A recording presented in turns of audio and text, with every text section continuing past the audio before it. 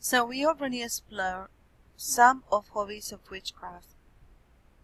Now, journaling can be done together with dream work or divination, or separately as the meditation of the day ahead on the day that is closing. Some witches do it in the morning, and it's a wonderful way to prepare your mind, emotions, and spirit to create the kind of day you want.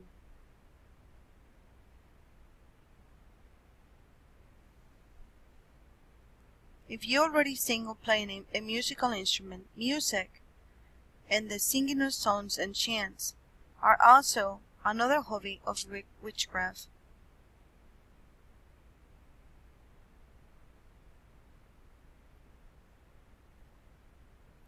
Deep inside, each one of us has a different ability.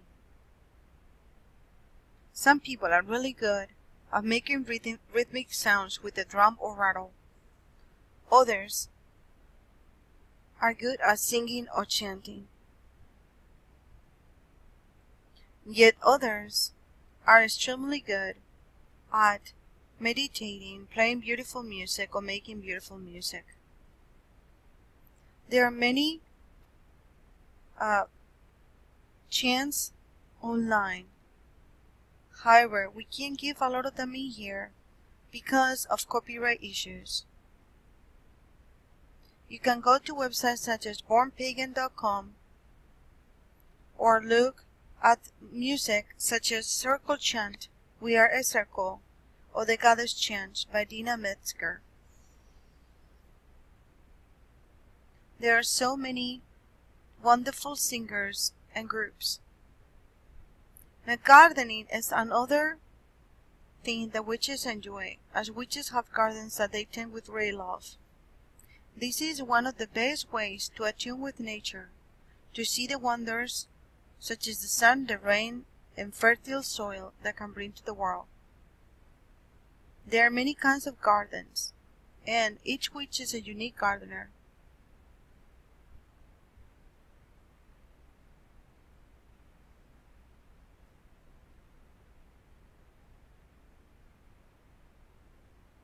Now let's start talking about the Rede, since we already talked about some of the things and hobbies that witches can do. In addition to the Rede, we also have Witches' 10 Commandments, which we'll be covering later. So, are you a good witch, or are you a bad witch? The rules of witchcraft. Wiccan ethics can be summoned into 8 words. And ye harm none, do as ye will. This is the Wiccan Rede. The old Anglo-Saxon word Rede means counsel or advice. The sword, the Rede contains much more than meets the eye. Let's begin with a rough translation. As long as you harm no one, act as your true will leads you.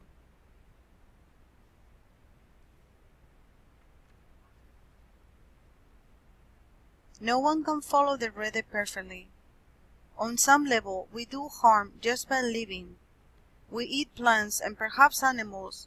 We make waste. We disturb habitat by building houses. But we are allowed to survive. The aim here is to minimize harm to anyone, including ourselves. Lately it has become crystal clear that humans are doing immense damage to the environment, harming the planet we live on and other residents in ways that are not necessary to our survival. As a species, we strip mine the land, release poisons into the air and water, and cause other species to become extinct. The good news is that a lot of people are becoming aware of this and taking action. We are finding ways to live with less damage to the earth and its life. Examples are recycling, solar and wind power, organic farming, habit conservation and restoration, eating locally grown foods. Who decides what harm is? Well, the environment. Mother Earth speaks clearly enough to us. We just need to put attention.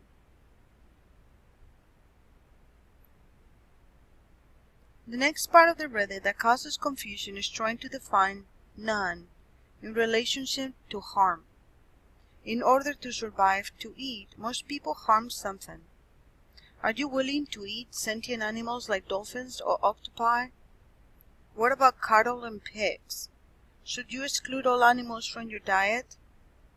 Can you ethically eat vegetables that have been pulled from the earth and cut from the roots?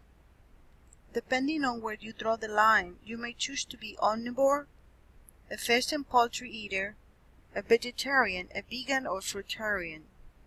The choice is yours, and your conscience is the only authority you must answer to. Aside from the definitions of harm and none, the other challenging part of the Rede concerns your will. How can we know what our true will is? Well, first of all, our true will cannot cause unnecessary harm to ourselves or others, or else the Rede will contradict itself. Many people don't even try to figure out what's right or wrong. They simply turn to authority figure, like the law and the church, and say, "Tell me the rules." They assume that as long as they follow the 10 Commandments or the statutes of their community, they're living a moral life. That works sometimes. But what if you're a German citizen in the 1940s, and the law is controlled by the Nazi Party? What if you're a good Christian during the Inquisition, and the church says to burn the heretics? Either you trust yourself to know what's right, or you trust someone else. For a witch, the authority is always your true will, which always reflects the will of nature and the gods.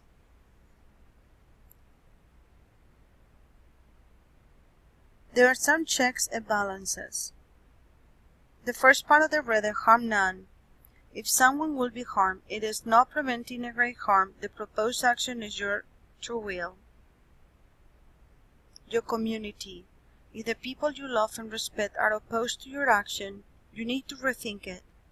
Often several heads are better than one. Your elders. Who are your teachers and your role models? Who do you respect for their wisdom and compassion? Ask for their counsel. Your divination. Sometimes the tarot cards or rooms help us see consequences that will otherwise be overlooked. And your inner bell or gut instinct. If it feels wrong, it probably is. Keep looking for a better way. In the end, it's about responsibility for yourselves and others. You must have to make the hard choices. You cannot excuse yourself by saying, "I was ordered to do it," or "so-and-so, a person institutional law, said it was all right." Not if you're a witch. Now, the A-line Rede, I had put one question and one pamphlet here, but there's much more, of course, that meets the eye. The Rede has not only an A-word version, but also an A-line version, which is the one you see in front of you. Many witches like that includes the ideal of perfect love and perfect trust, as well as the rule of three or threefold law, as explained farther on. By the we can love we must, in perfect love, in perfect trust, 8 words that we can ready fulfill, and ye harm none, do as ye will. And ever mind the rule of 3, what present out come back to thee. Follow these with mind and heart, and marry ye meet, marry ye part. The law refers to the Ordains or Ordains, a rather mysterious list of laws whose origins have been lost. The version that seems oldest has 162 sections, most of which comment on coven operation and the correct uses of magic. It is written in archaic-sounding language and includes words that have left common usage, such as skith, which means harm, or bales, technically evils or sorrows, APs, or opiates, and appanage, such as land, revenues, or property in general. There are few clues as to its time in origin. One phrase says, in some future time the persecution might die, and we may worship our gods in safety again. These and the emphasis on secrecy and discussions of witch hunting and torture imply that it was written during a time of persecution, roughly the period 1400 to 1700 years since a witch have died the death. So another section mentions England and Scotland. So perhaps it's a post-burning times. Whatever its origin, most of it seems applicable today because Wicca is a folk religion and has never been claimed to have the revealed word of God. Most witches don't care where the Ordains came from as long as they're consistent with the spirit of the craft and work well.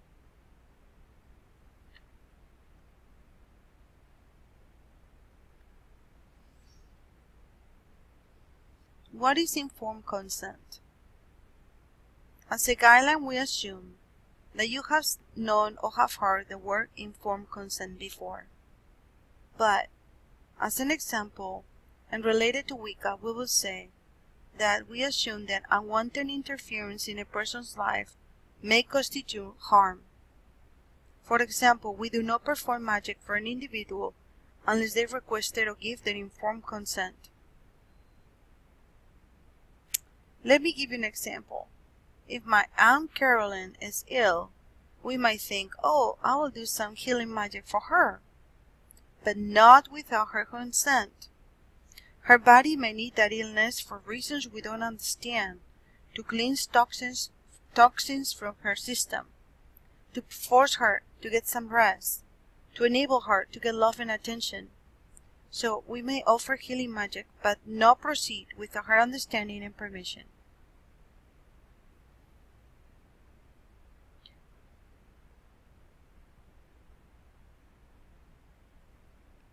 There are rules about also being responsible and doing magic on children. Please do some research on this. Supposedly, you have responsibility for your child until they come of age, and you presumably have more wisdom and experience than they do. So you are allowed to set rules for them and perform magic if you feel it's in their best interest. Needless to say, this means magic for healing, protection, wisdom, and other positive aims. Magic for self-defense doesn't require that you act against another person. You can do shielding for yourself and your loved ones, and this is normal enough. In emergency situations, you might have no choice but to bind an attacker or disable them using magic.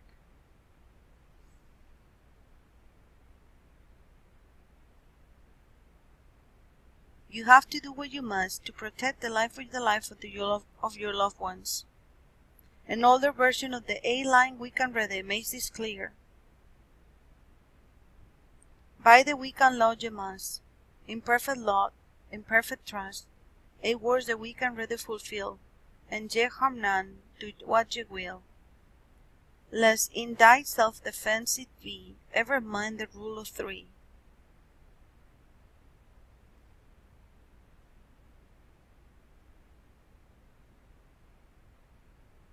We really talk about chants and songs for daily practice that you can find online. The law of return and rule of 3. There is a law that is called the law of return. It is a natural law, not an arbitrary rule invented by humans, and it has great bearing on human ethics. Sometimes it is stated this way: whatever you send out will return to you. But other people explain it the same concept in different ways. What goes around comes around. A liberal man will be enriched, and one who waters will himself be watered. Whatever a man sows, that he will also reap. If a man sow poison, he can expect ambrosia, etc. If you act with honor and kindness, this is what you will receive from the universe. That's simple enough. But witches understand this somewhat differently from other traditions. We believe that what you send out returns magnified as much as 3 times. There is some universal force or structure that multiplies the energy you get back, called the law of return, the rule of three, or the threefold law.